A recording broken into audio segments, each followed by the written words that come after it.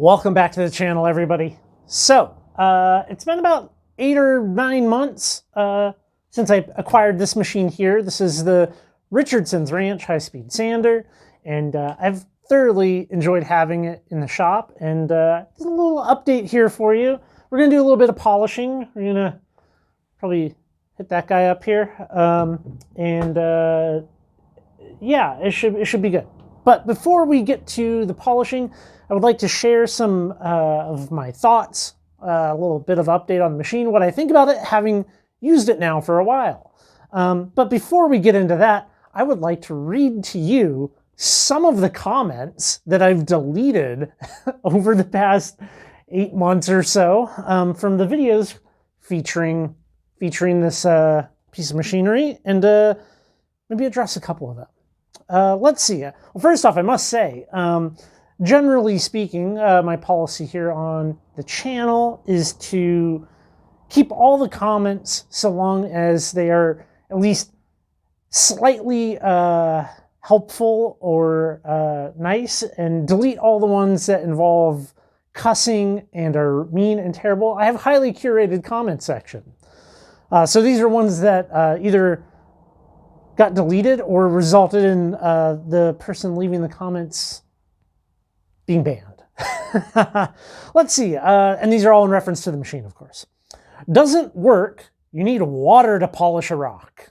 Well, that one I think just resulted in a deletion. We've shown here you do not need water to polish a rock. This thing can do it dry. Granted, this thing takes a little bit of water, the carpet wheel, but you know, that's the worst machine the dust produces. I'm reading this exactly. That is the worst machine the dust produces will kill you. Okay? They're talking about silicosis. So, dust mask. Get a good one, right? Like the little throwaway paper thingies. They're not comfortable. Like this is a low profile mask, and it's actually made to go under a welding hood, you know? So it's not like this giant intrusive thing on your face. You should wear one, but I am going to show you my dust collection system, and it's actually been 2 weeks since I've cleaned the shop, and it's making me go crazy. I clean the shop a lot, and I will show you the kind of dust that my vacuum system has not picked up in 2 weeks. So that I'm sitting here with my popcorn waiting for you to hurt yourself with that sander. As far as injuries go, I have not been injured. As far as machines go, lots of machines can hurt you, right? Things that come to mind that I have would be angle grinders, table saw, circular saw.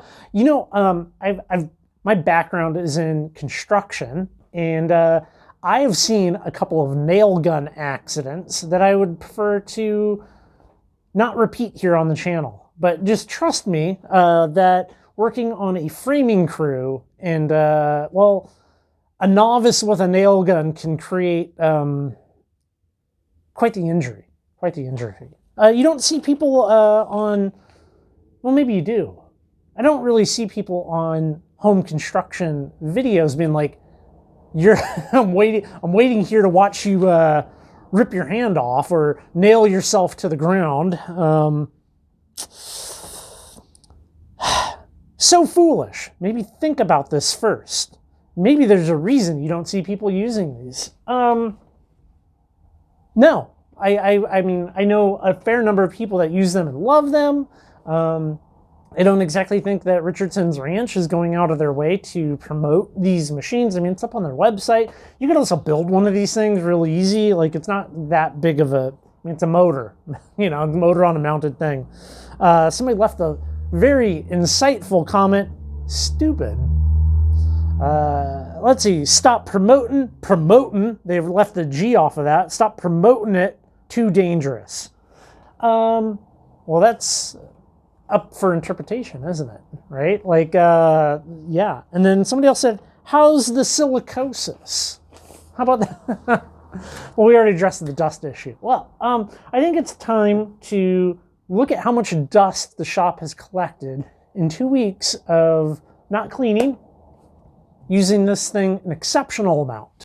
So here is the machine, and you can see we have a little bit of dust collecting there, like that, right? So we have the sander, and you can look inside here. We do have dust on the inside, which, well, that's where you want it, right? We want the dust being gathered by this hood here. There's some little crumbs of rock down here. You can see we do have some dust on the base of the machine. And mind you, I do other things out here, right? I do think this is particularly clean. Of course, on a black piece of plastic, you'll be able to see it a little bit better, right? So we do have a little bit of dust. Now, generally, I put this thing on when I run this, and I leave it on, you know, and that. So we got a little bit of dust up here too. For the most part, I think it's quite clean in here. Kind of look over here, not much over there. So the dust collection system, right? So I have the hood here, we have the shop vac line, and we are going into a Rigid brand Pro Pack. It's like the one that looks like a toolbox. And I'm running a double filter system. So it's got the big filter and then a bag filter, like a traditional like a vacuum cleaner in a house would have. So I got 2 filters, and it works great. So I don't really look at the dust as an issue. Now, me personally, this is a little much for me. I would prefer it to be cleaner in here, but I wanted to show what 2 weeks of no cleaning has looked like with this. I don't really think of the dust thing as much of an issue. You know, I've gone into people's traditional lapidary shops, you know, like cabbing machines, wet tile saws, or not, wet trim saws.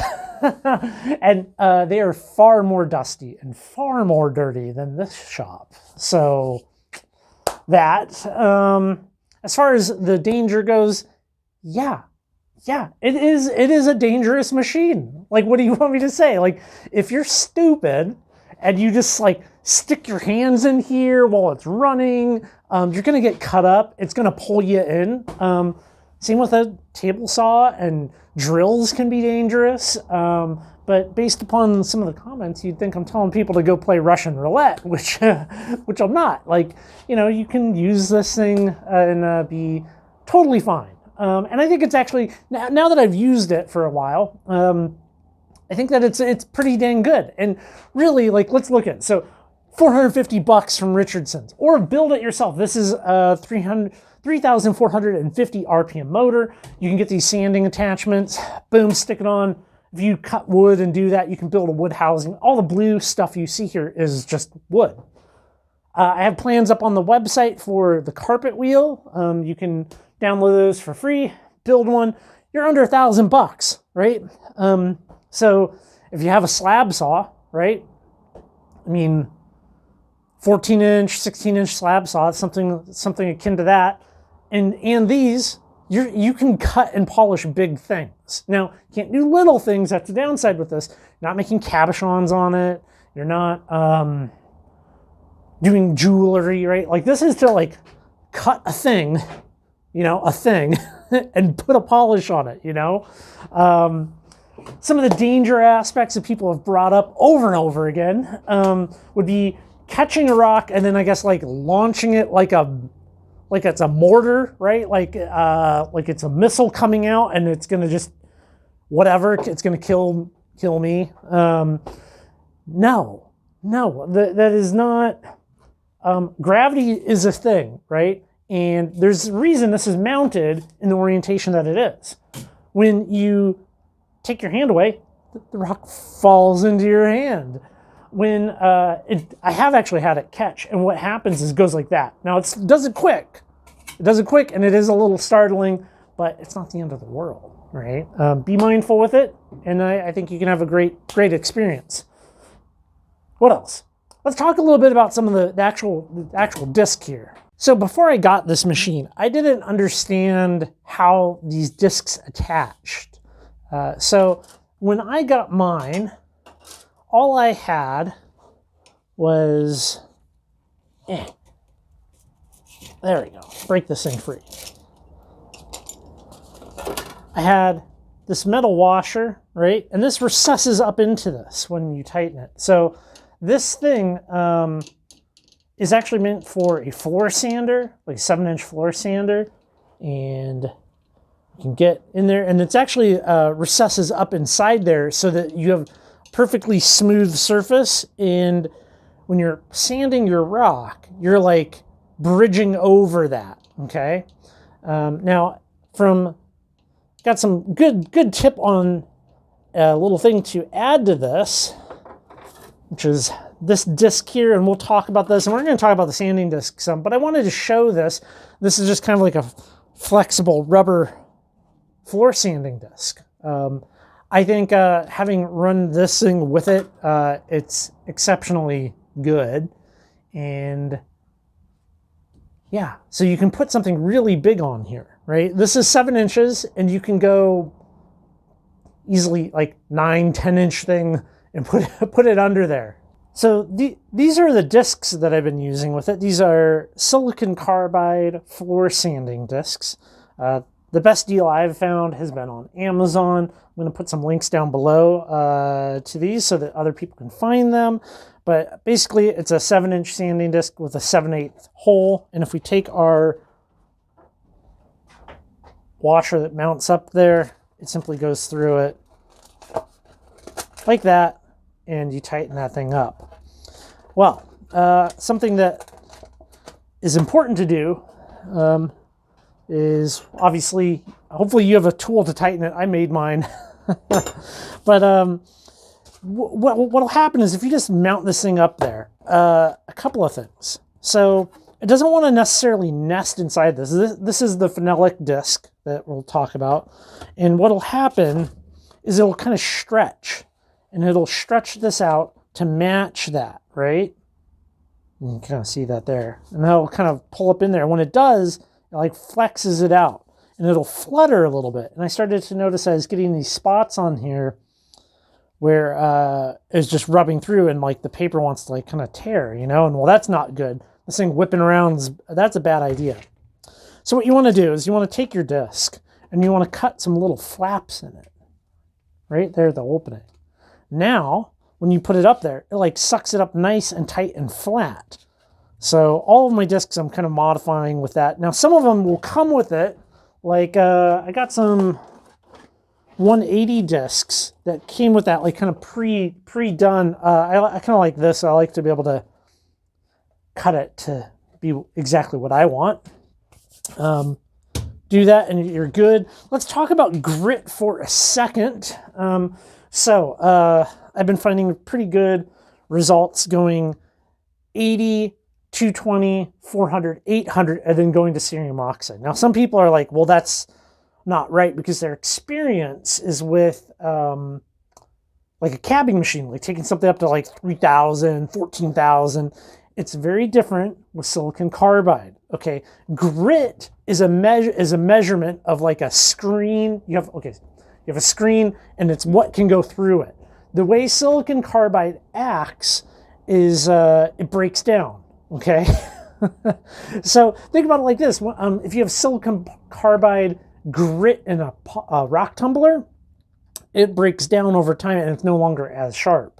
So a very well used 800 grit pad, or just kind of a used 800 grit, it's like finer, right? It's hard to kind of explain, but I've had great results taking something like this Thunder Egg right here, and I took this up to an 800 grit and then up to cerium oxide, and it looks great. It's very well polished, right? So you can really get away with 80, 220, 400, 800. I know somebody that does 60, 220, 800. Pick your poison. What do you want to do? Now, this backing disc, this is a phenolic backer, okay, for a floor sander. And this just makes it rigid. Now, pretty dang rigid, especially when it's spinning. These are hard to find. I will drop a link down below to it. I would like to show you on the whiteboard, though, what I perceive to be the benefit of this phenolic disc. let's pretend here for a second we're looking at two thunder eggs in this orientation, okay? When you're just running that rubber pad, what I've noticed is you start to get this little rounding on the edges as you have your thunder egg or whatever being pressed up against it. It hits that and it kind of domes over the edges some. Now, for some people that might be fine. I don't particularly care for that. With the phenolic disc between the rubber pad and your silicon carbide disc, it doesn't seem to get it. Okay, we have this like straight edge up here at the I don't know, perimeter of it. I would like to show you that on two thunder eggs though. We have a Lucky Strike thunder egg and a Richardson's thunder egg. This one was polished just on the rubber disc, and this one had the phenolic backer. So if we take a machinist square, we come in here, and let me find something that has good contrast. You can kind of see right there in the corner of that how it starts to kind of radius it a little bit. Well, I don't care for that. I do not like that. I want things to be dead flat. And if we look here, that's dead flat on the Lucky Strike. Okay? So I prefer it. I think it comes out better. That's my take. And for $15 for that backer, it seems really worth it. The phenolic, the sanding paper, your nut through it.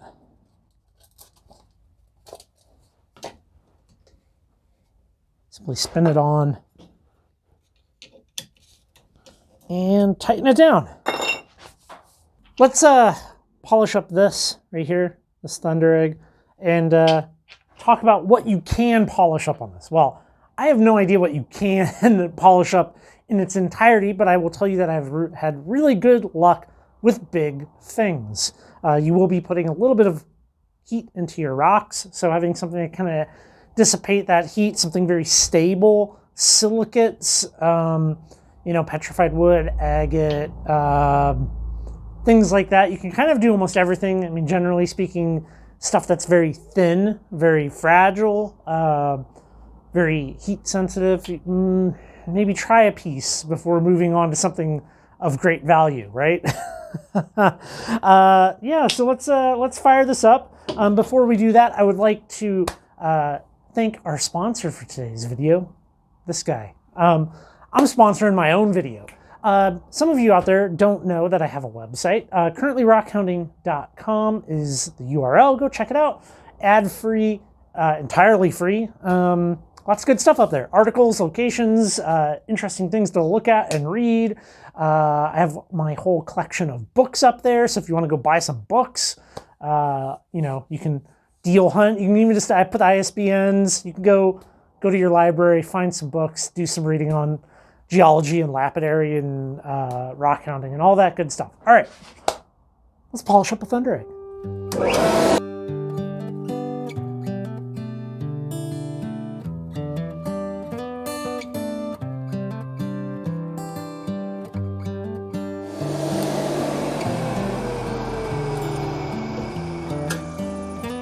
So this is 80 grit.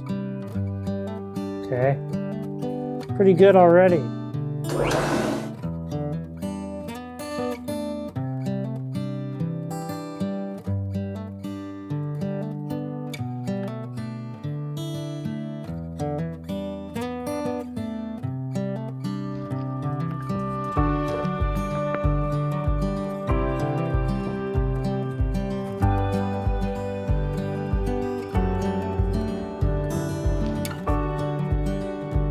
$220.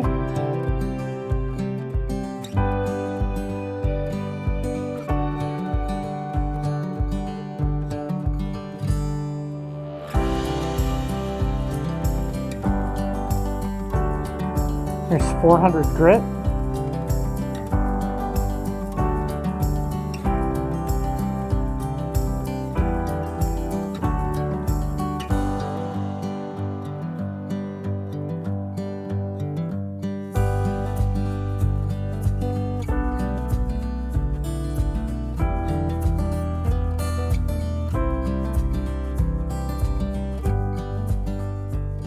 So what we're going to do here is I have these done to 800 grit, and I think just for fun we will take one up to the polish on the cerium oxide wheel, and then we can look at the two compared and see how good the cerium oxide does at getting any of this little scratches and stuff out.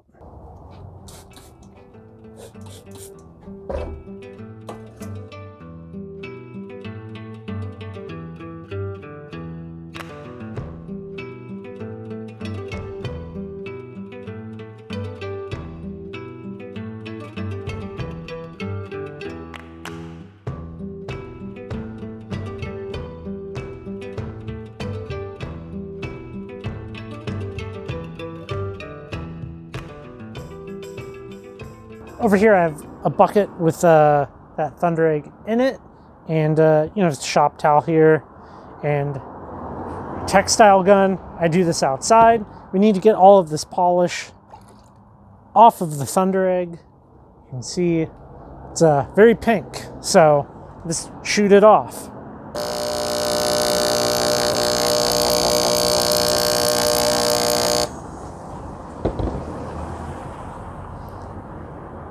Easy.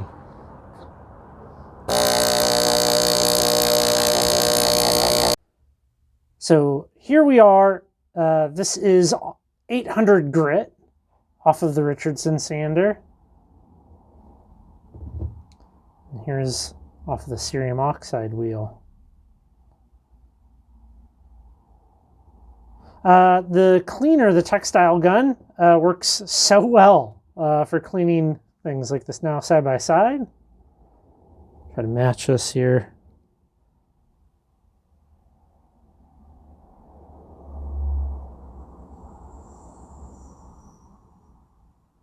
Yeah, I mean, there we go. How about that? Such a difference.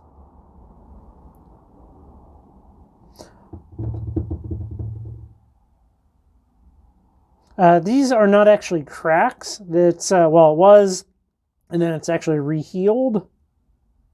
You can kind of see how it goes down and into the rhyolite some. Very cool.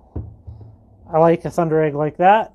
Well, I hope you enjoyed the video. Thanks for coming by, listening to what I have to say about this piece of lapidary equipment here, the Richardson's high-speed sander.